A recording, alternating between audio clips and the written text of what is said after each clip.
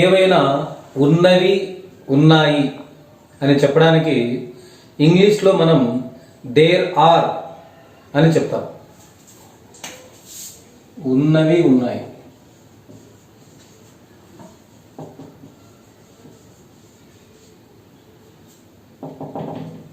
ఉదాహరణకి మా ఇంట్లో 6 మంది ఉన్నారు. ఉన్నాయి అంటే ఫస్ట్ మనం దేర్ ఆర్ అన్నారు. తెలుగులో రాస్తుంది ఇక్కడ. మా కుటుంబంలో 6 మంది ఉన్నారు అంటే మనకు చివరిలో ఉన్నారు అనే పదం వచ్చింది. ఉన్నారు కానీ ఉన్నాయి ఈ పదం వస్తే మనం దేర్ ఆర్ అని రాయాలి. సో ఫస్ట్ రాస్తున్నాను there are. There are question ఎంతమంది ఉన్నారు? 6 మంది అంటే 6 మెంబర్స్. 6 మెంబర్స్ ఎక్కడ ఉన్నారు? మా కుటుంబంలో అంటే ఇన్ అవర్ ఫ్యామిలీ.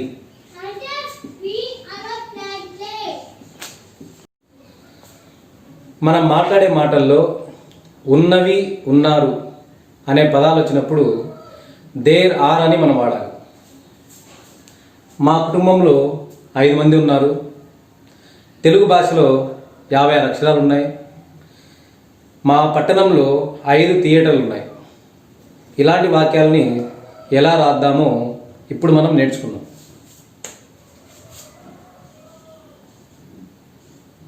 మా కుటుంబంలో 6 మంది ఉన్నారు.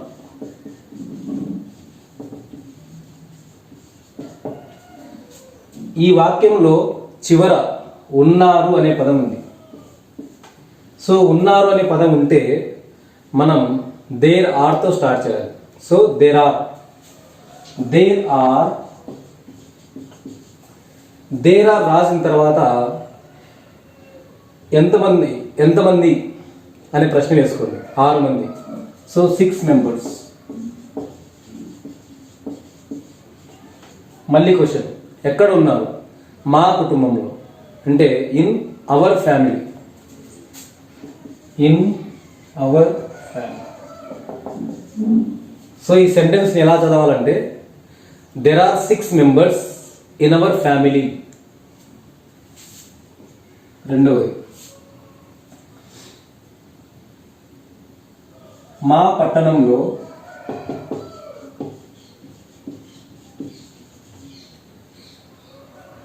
10 సినిమా హాల్లు ఉన్నాయి.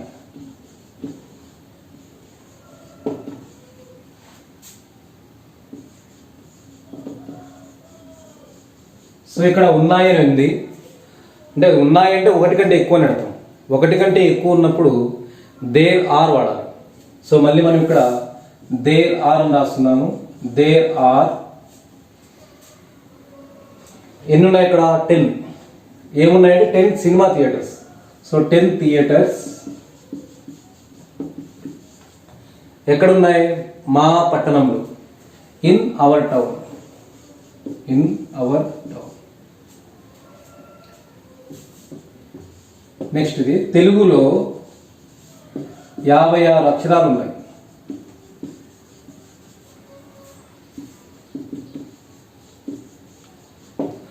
ఇక్కడ కూడా మనకి ఉన్నాయి అనే పదం ఉంది. అందుకని ఫస్ట్ దేర్ ఆర్ అని రాయాలి. దేర్ ఆర్ ఏమున్నాయి? 56 అక్షరాలు. 56 అక్షరాలని మనం లెటర్స్ అంటాం. 56 లెటర్స్. క్వశ్చన్ ఎక్కడున్నాయి? తెలుగు భాషలో. In Telugu language. In Telugu language. ఈ సెంటెన్స్ని ఎలా చదవాలంటే there are 56 letters in Telugu language. మా ఊరి నుండి కడపకు బస్సులు ఉన్నాయి. మా ఊరి నుండి కడపకు బస్సులు లేవు. మీ ఊరి నుండి కడపకు బస్సులు ఉన్నాయా? మీ ఊరి నుండి కడపకు బస్సులు లేవా? ఇలాంటి వాక్యాలను మనం ఎలా రాయాలో తెలుసుకుందాం. ఫస్ట్ది మా ఊరు నుండి కడపకు చాలా బస్సులు ఉన్నాయి. చాలా బస్సులు ఉన్నాయి. సో ఫస్ట్ మనం అక్కడ లాస్ట్ ఉండే పదం చూడాలి. ఉన్నాయి. ఉన్నాయి అంటే దేర్ ఆర్ తో స్టార్ట్ చేయాలి. There are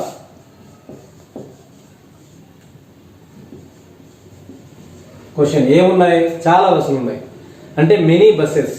there are many buses అని చెప్పొచ్చు, నంబర్ ఆఫ్ బస్సెస్ చెప్పొచ్చు.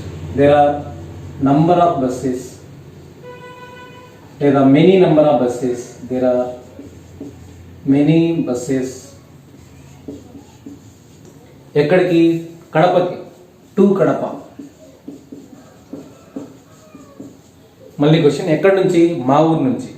From our village. From our village. There are many buses to Kadapa from our village. మా ఊరు నుండి కడపకు బస్సులు లేవు. మా ఊరు నుండి కడపకు బస్సులు లేవు. లేవు అంటే మనం దెర్ ఆర్ నో అని రాయాలి. There are no buses. ఎక్కడికి? కడపకు. To Kadapa. There are no buses to Kadapa. ఎక్కడి నుంచి? మా ఊరు నుంచి అంటే from our village. From our village.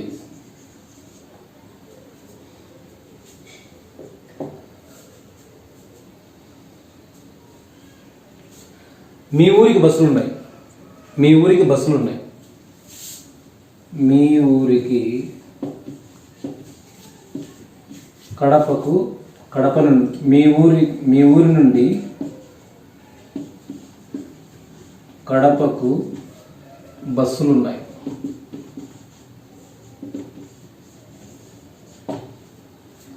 First మనం ఉన్నాయి ఉంది కాబట్టి దేర్ ఆర్ తో స్టార్ట్ చేయాలి. There are buses. ఎక్కడికి? టు కడప. టు కడప. ఎక్కడి నుంచి? మీ ఊరు నుంచి. From your village.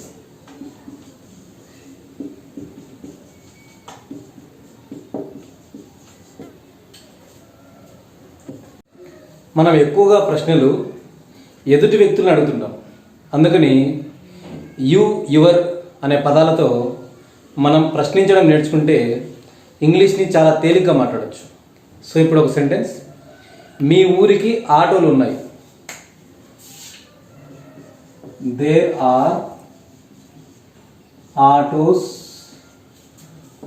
To your village.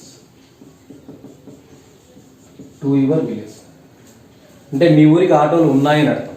రెండవది, మీ ఊరికి ఆటోలు లేవు. లేవు అంటే మనం దేర్ ఆర్ నో అని రాయాలి. జస్ట్ దేర్ ఆర్కి నో యాడ్ చేయాలి. There are no autos. ఎక్కడికి? మీ ఊరికి అంటే to your village. To your village. ఇప్పుడు మనం క్వశ్చన్ చేయాలి. మీ ఊరికి ఆటోలు ఉన్నాయా? మీ ఊరికి ఆటోలు ఉన్నాయా? ఈ క్వశ్చన్ వేసేటప్పుడు మనం బీ ఫామ్ని ముందు లాగాలి. బీ ఫామ్ అంటే చూడండి ఇక్కడ ఆర్. ఈ ఆర్ అనేది ముందు చెప్పాలి. స్టార్టింగ్లో ఆర్ రాయాలి. ఇక్కడ నేను ఆర్ రాస్తున్నాను చూడండి. ఆర్. ఆర్ రాసిన తర్వాత దేర్ అనే పదం రాయాలి. దేర్. Are there. నెక్స్ట్ ఇక్కడ ఉన్నటన్ని యాజ్ టీజ్ రాయాలి. Autos to your village. ఇక్కడ క్వశ్చన్ మార్క్ ఉంచాలి. అంటే స్టార్టింగ్ ఏం లేదు. ఇక్కడ దేర్ ఆర్ ఉంటే మనం ఆర్ దేర్ రాసాం.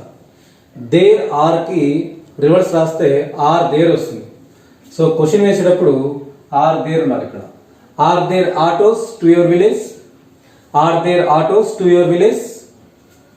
నెక్స్ట్, మీ ఊరికి ఆటోలు లేవా? ఆటోలు ఉన్నాయా అంటే మనం ఆర్ దేర్ రాసాం.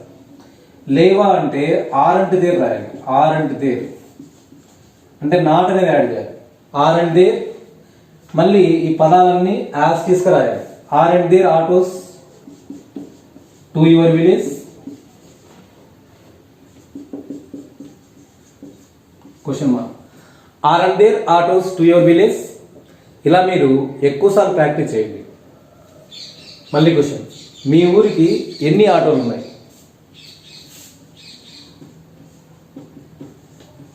మీ ఊరికి ఎన్ని ఆటోలు ఉన్నాయి? సపోజ్ ఇక్కడ కడప కనుకోండి, కడప కన్నా వస్తుంది. ఎన్ని ఆటోలు అంటే ఫస్ట్ మనం హౌ మెనీ ఆటోస్ అని రాయాలి. How many autos, how many autos. ఈ హౌ మెనీ ఆటోస్ రాసిన తర్వాత ఇంతకుముందు మనం ప్రశ్న చేసేటప్పుడు ఆర్ దేర్ అని రాసాం. Are there, are there. So how many autos are there? ఎక్కడికి? కడపకి. To Kadapa. How many autos are there to Kadapa? ఎక్కడి నుంచి? మీ ఊరు నుంచి.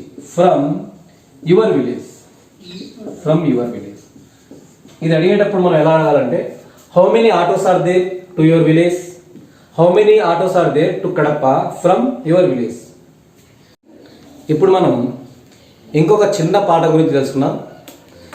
దిస్, దట్, ఈ రెండు పదాలు ఎలా ఉపయోగించాలో చూద్దాం. దిస్ అంటే ఇది అని అర్థం, దట్ అంటే అది అని అర్థం. దగ్గరగా ఉన్న వస్తువుని చెప్పడానికి మనం దిస్ అంటాం, దూరంగా ఉన్న వస్తువుని చెప్పడానికి మనం దట్ అని వాడతాం.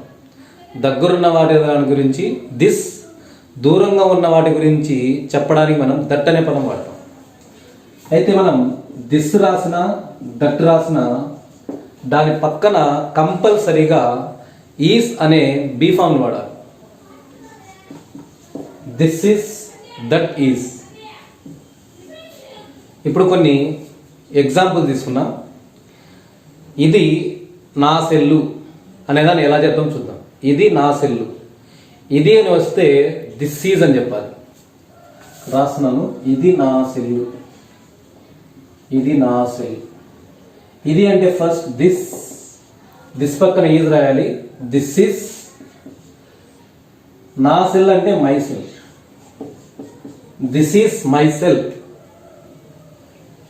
ఇది నా సెల్ కాదు, నా సెల్ కాదు. ఇక్కడ మనకు కాదు అని వచ్చింది. ముందు మనం దిస్ ఈజ్ రాయాలి. దిస్ ఈజ్ నాట్ అనే పదం యాడ్ చేయాలి. This is not my self.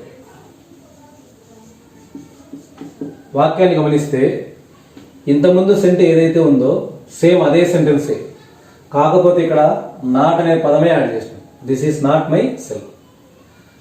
ఇప్పుడు ఎక్కువగా మనం ఎదుటి వ్యక్తులకే ప్రశ్నిస్తాం కాబట్టి యు, యువర్ అనే పదాలని ఎక్కువగా మనం ఉపయోగిస్తాం. ఇది నీ సెల్ అని చెప్తున్నాం. ఇది నీ సెల్, ఇది నీ సెల్. దిస్ ఈజ్ నీ సెల్ అంటే యువర్ సెల్ అనాలి. So this is your cell. ఇది నీ సెల్ కాదు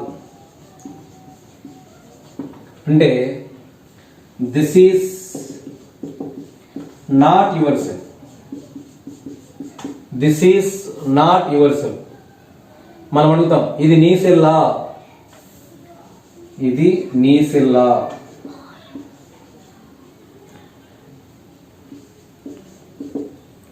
క్వశ్చన్ చేసేటప్పుడు మనం స్టార్టింగ్ లో దిస్ ఈజ్ అనేది ఇక్కడ ఈజ్ ముందుకు రాయాలి. అంటే ఈజ్ దిస్ అని రాయాలి. ఇక్కడ దిస్ ఈజ్ ఉంది, దీన్ని రివర్స్ లో రాస్తే is this. Is this your cell? Is this your cell? Is this your cell? ఇది నీ సెల్లు కాదా? అప్పుడు మనం ఆల్రెడీ ఇంతకుముందు ఈజ్ దిస్ రాసాం.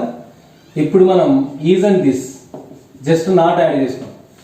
Is and this your cell, is and this your cell, ఇది నీ సెల్ కాదా?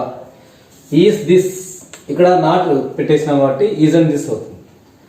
నెక్స్ట్ ఇది ఎవరి సెల్? ఇది ఎవరి సెల్? ఎవరి సెల్ అంటే హూస్ సెల్ అన్నారు. Whose cell, whose cell.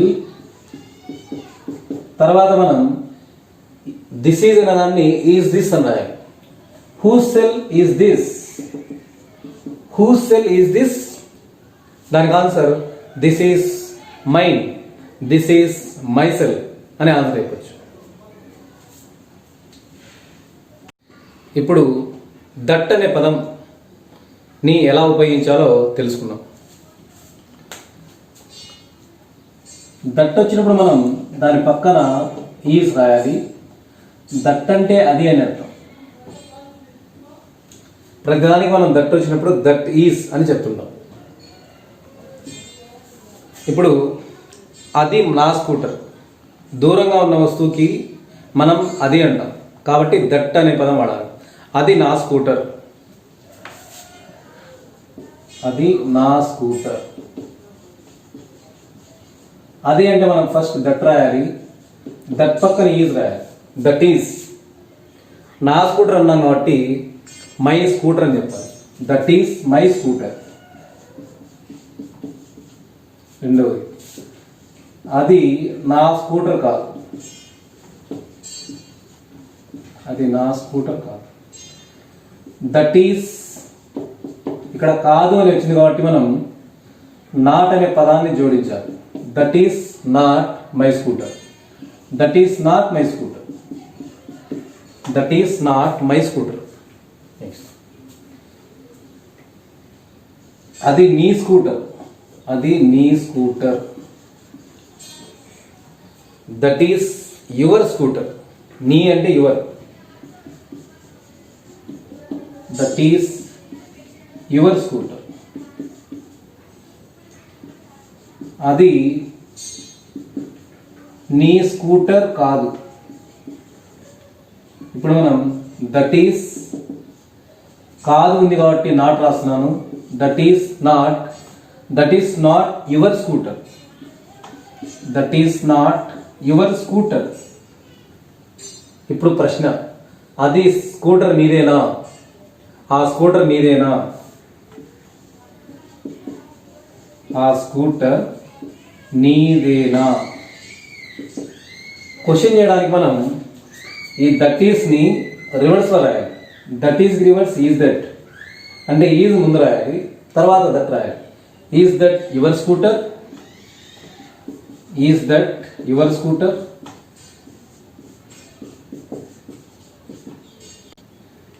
ఆ స్కూటర్ నీది కాదా అని చెప్పడానికి ఈజంట్ దట్, ఇంతకుముందు ఈజ్ దట్ రాశాం, ఇప్పుడు నాట్ యాడ్ చేసినాం. ఈజంట్ దట్ యువర్ స్కూటర్,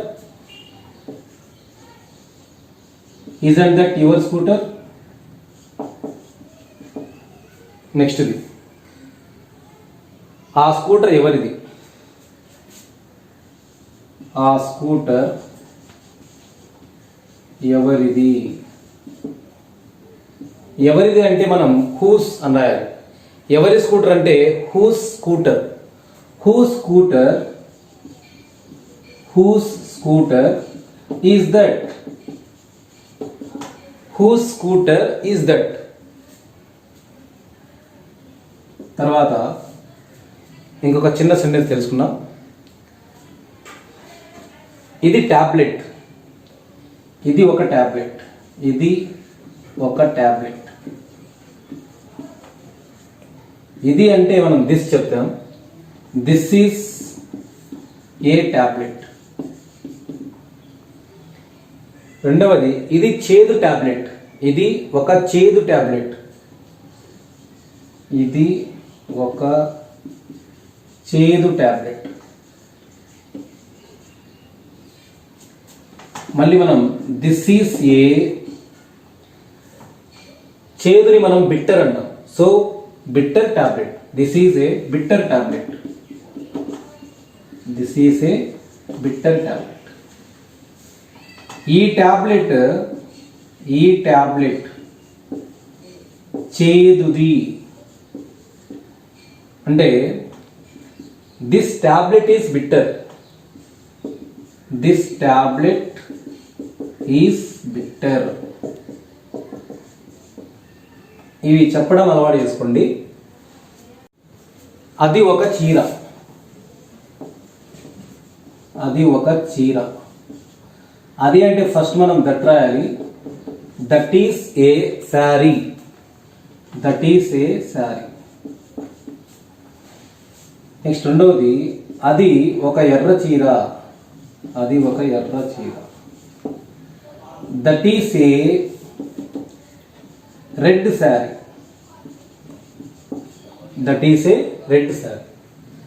నెక్స్ట్ది, ఆ చీర ఎర్రనిది, ఆ చీర ఎర్రనిది.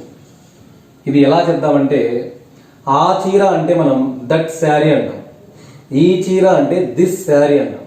సో ఆ చీర కాబట్టి that sari is red, that sari is red.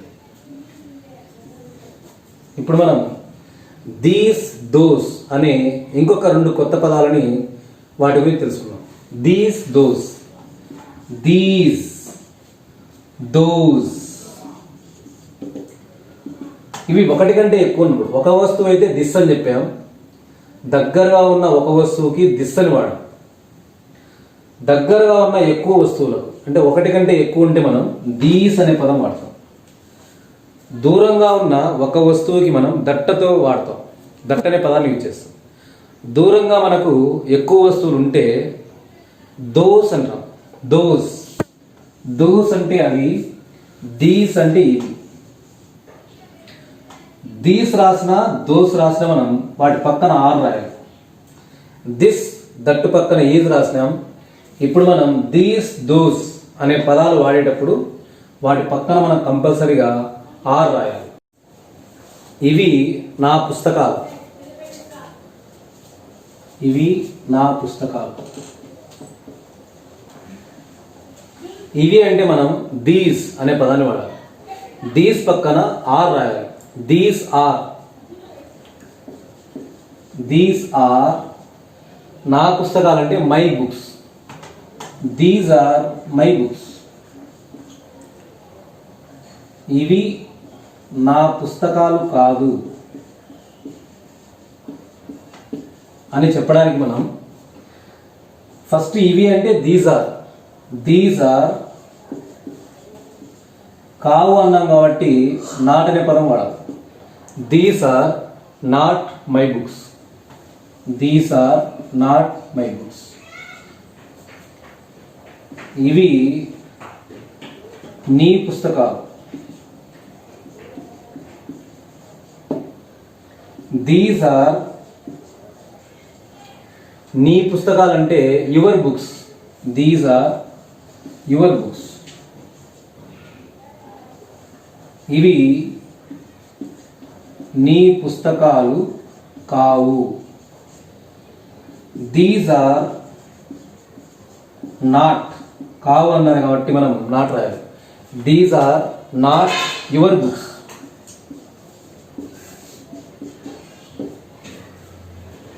ఈ పుస్తకాలు నీవేనా అని ఎలా ప్రశ్నిస్తామంటే, ఈ పుస్తకాలు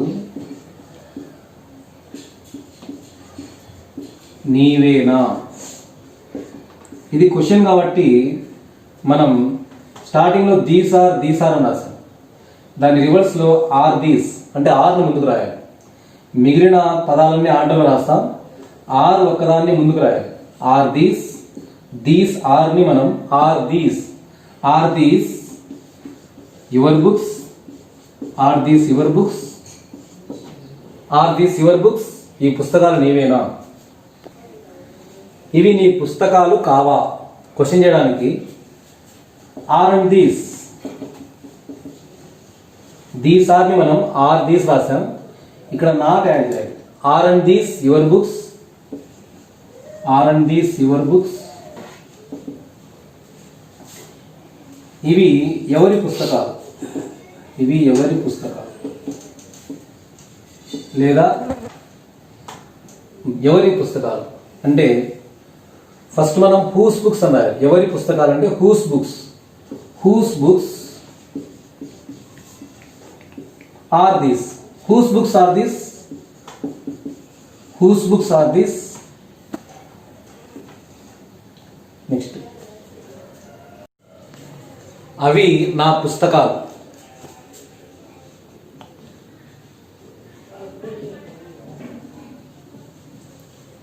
అవి అని వచ్చినప్పుడు మనం దోస్ అనే పదాన్ని ఉపయోగించాలి.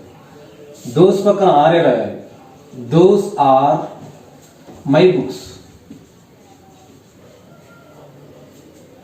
రెండవది, అవి నా పుస్తకాలు కావు. ఇప్పుడు మనం దోస్ ఆర్ కావు కాబట్టి నాట్ అనే పదం రాయాలి. Not my books.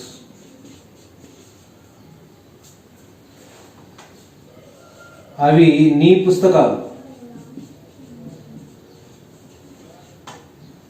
Those are your books.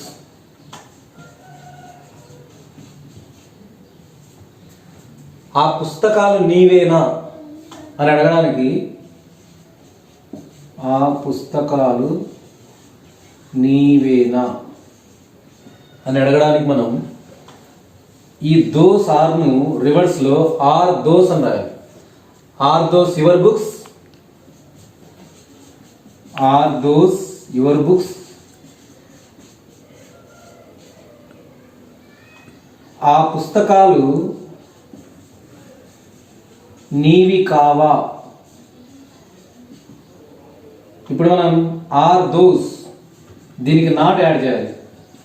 Aren't those your books? Aren't those your books? ఆ పుస్తకాలు ఎవరివి? నెక్స్ట్ క్వశ్చన్, ఆ పుస్తకాలు ఎవరివి? ఆ పుస్తకాలు అంటే హూస్ బుక్స్ మనం చెప్పాలి. Whose books. ఇక్కడ దోస్ ఆర్ అనకూడదు. Are those reverse. Whose books are those?